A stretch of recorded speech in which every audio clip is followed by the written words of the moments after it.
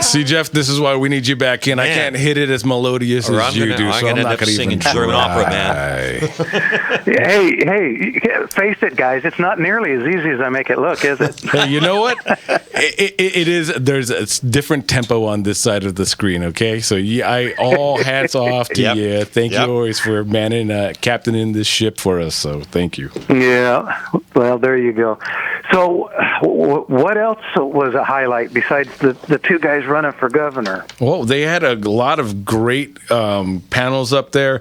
One of the biggest ones that we had up there was Sonia Shaw, who is the board on the board for the Unified School District. Superintendent, and she's running for Superintendent of California State Schools, and she's doing a great job. Cannot emphasize this enough.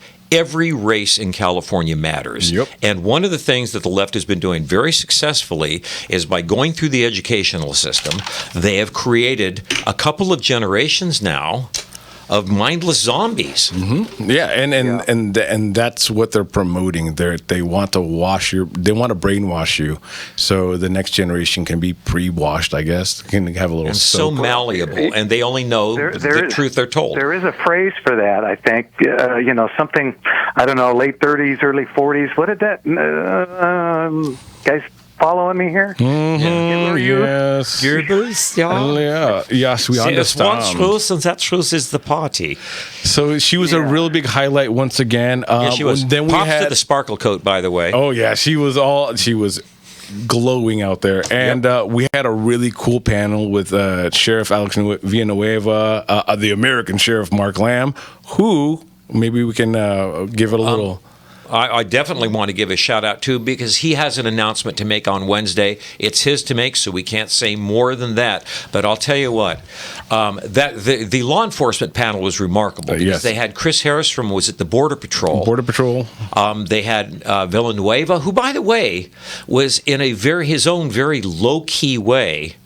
Because he's not trying to be a politician, honestly, I thought that made him, much like Bianco, I thought that made him very, very effective. Very much so. Very much just the facts, ma'am. And I found myself being swayed by him the more and more he talked. But I'll tell you what, Sheriff Lamb is a freaking rock star. He is, and he was. We got a moment to talk to both Villanueva and Mark Lamb, and we took a photo with Mark Lamb and all. But speaking to him and over the things he said was just a breath of fresh air. Coming from, he's an Arizona guy, but for his kind of thought process to be kind of solidified for Californians to hear was such a great and it is strong stuff speech. Everybody needs to hear. He makes the point, he's a 10th Amendment guy, which has to do with states' rights. Yep. He's not a big fan of government. He's a big fan of states' rights.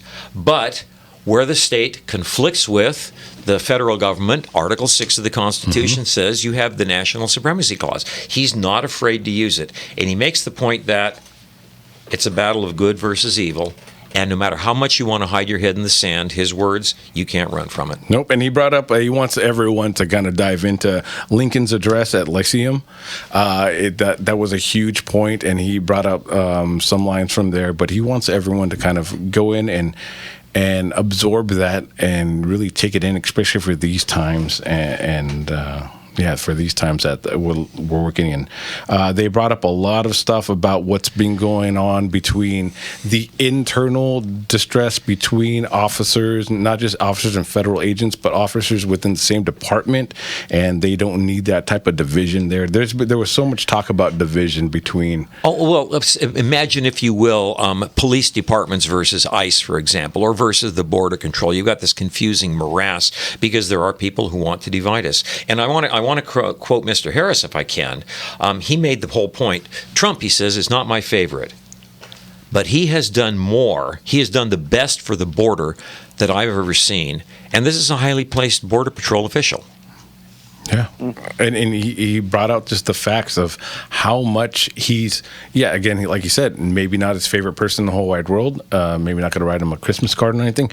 But what he's done to protect and to help serve our Border Patrols, our ICE agents, our federal agents all over the place has been insurmountable. He's been a backer of these guys, trying to keep them safe.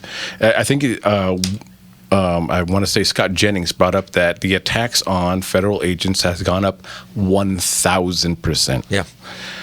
Some other things that they brought up there, using some very sophisticated hardware, drone attacks and things like that. Yes, and that's something that's huge because we've seen that in other countries that their weaponizing of these drones has kind of scaled up, and that our own border patrol are falling behind of these, and they're coming under attack from all this advanced technology, which is again another scary point of how much danger they truly are in. They brought up what they feel are the greatest threats in California. That's where I was going. Okay. And Villanueva got this great quote, which was, California has become an open-air mental asylum. Mm-hmm.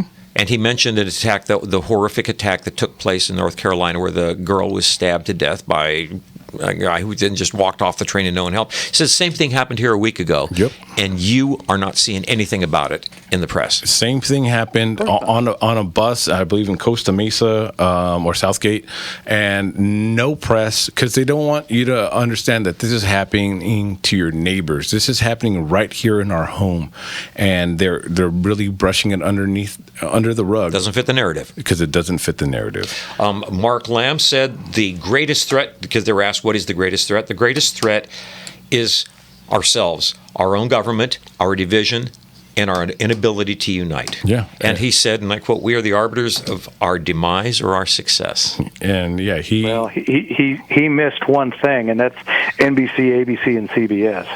Yeah, I think a lot of it. Hard to argue with that. Yeah, they didn't touch much on the actual stations that do this, but they said creating this narrative overall through these guys, through these news stations, so-called news, heavy quotes on news, is a big thing because they are part of the problem of hiding the destruction that this is all causing and promoting and vilifying these, or at least lifting up these mental disorders and trying to make them seem so positive forward. What do we say? Our diversity. Well, this has been said by better voices than ours, but yes, the constant blathering about how diversity is our strength, and the simple truth is, and all three of them agreed on this, no, unity is our strength. Yes. It is our ability to think similarly. The United States, not the individuals. Yes. Yeah. And so, Charles Harris said, you can't remain a nation if you don't control your borders.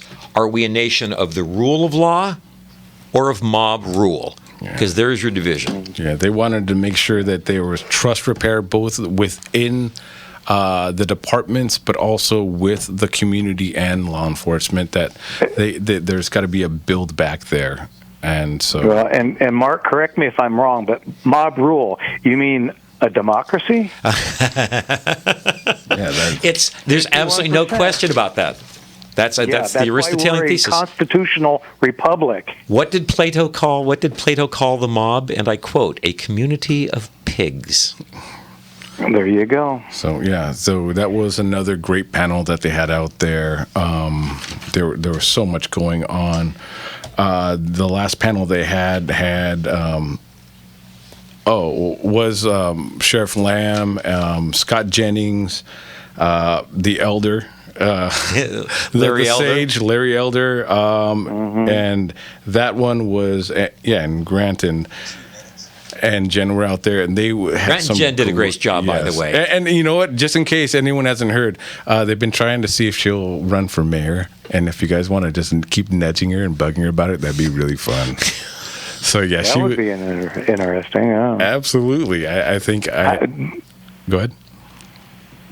Well, once again, though, she's going to run across the same problem that Hilton is, and she's affiliated with a right-wing radio station, and that's going to make it a little bit tougher on her because Prop 50, they're not even advertising about Prop 50. They're just saying, do this to screw Trump. Yeah, that's true.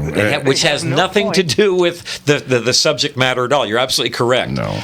But that's that Trump derangement syndrome thing all over again. Building up leaders and communicators. It's not a syndrome anymore. It's a disorder. I call it TDD now. Trump derangement disorder. Yeah, right. Derangement disorder and disability, because it's really just it is a disability at this point.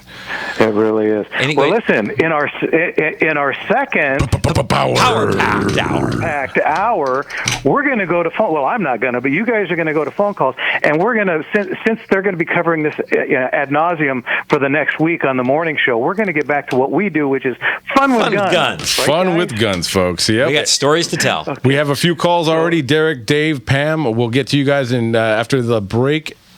And you send us off, Jeff.